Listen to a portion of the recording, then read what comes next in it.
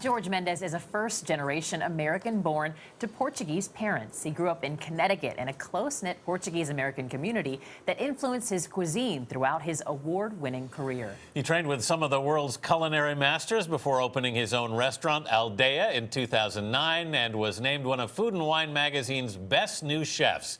Since 2010, Aldea has earned a hard-to-get Michelin star every year, and Mendes recently released his first cookbook, My Portugal.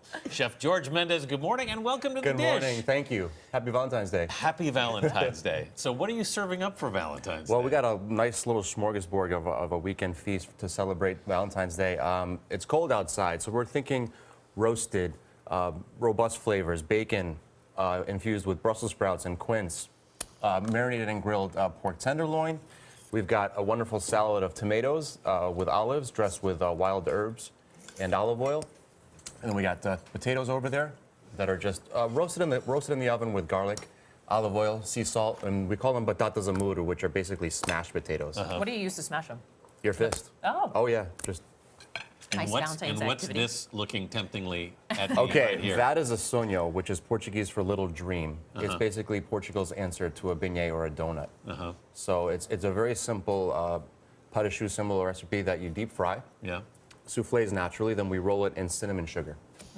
Yeah. Let's talk a little bit about your family, because I read that your parents basically they immigrated to the United States, sort of the mid-'60s, but before 69. that, they were farmers living They were north of farmers, Portugal. lived very poor.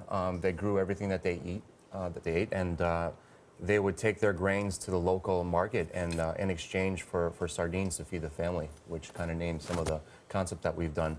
But they grew up very poor, very hardworking, and But growing immigrated. up, did you even have a sense that you guys were poor? We grew the food along the driveway in our homes in Danbury, Connecticut, and Bethel. I mean, no. Did you really? Wow. Didn't matter how small the area that we were in. The driveway always had a little strap of garden. What brought your parents to America? Better life. Yeah. Yeah, my mother took a job at a pencil factory. A pencil factory. wow. Yes. #2 pencils, for SAT scores. Well, And my dad started working in asphalt and construction. in the book, My Portugal, you share so many wonderful, intimate moments. Yeah.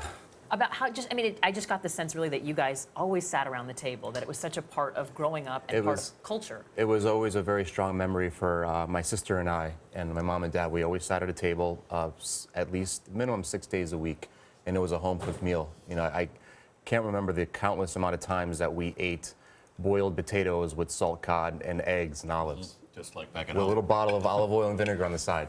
But Yeah. you initially were looking to go into architecture. When did you decide it was really food? Well, furthermore, before that, it was basketball and soccer. Then my dad says, "Hey, you're too small to play basketball." Right. So started studying architecture and interior design, and then I couldn't do this for too long. I couldn't sit still. So I was very energetic, and then it took a trip to the Culinary Institute of America in Hyde Park, New York, that I said I like the hustle and bustle, the stress of that flow of working in a professional kitchen. It seems like you trained, though, in both Spanish and French food. Did you initially think, maybe I'll try something else, and you came back to this type of food? It was exactly. My training was classical French, and then modern French, and cooking mostly in New York City, but traveling in France and Spain. And then it came to a point in the early 2000s where I started to think about, I want to be a chef. I want to have a restaurant someday, and I needed to create my own identity, create my own voice. And I started thinking about what people like Alain Ducasse were doing, or Martin Berazategui in San Sebastian, or Alain Passard in Paris. They were taking their family's traditional recipes and grandmother's cooking and then reinterpreting it in a modern way or in their own way. And that's when I started thinking about the home-cooked meals that my mom would make, how it was like at the holidays. So that's how it kind of started to grow. We love your reinterpretation of this. Also, as I hand you this dish to get your signature on it, we want to ask you if you could have this meal with any person, past or present, who would that person be? Right now it would be with my dad. Absolutely.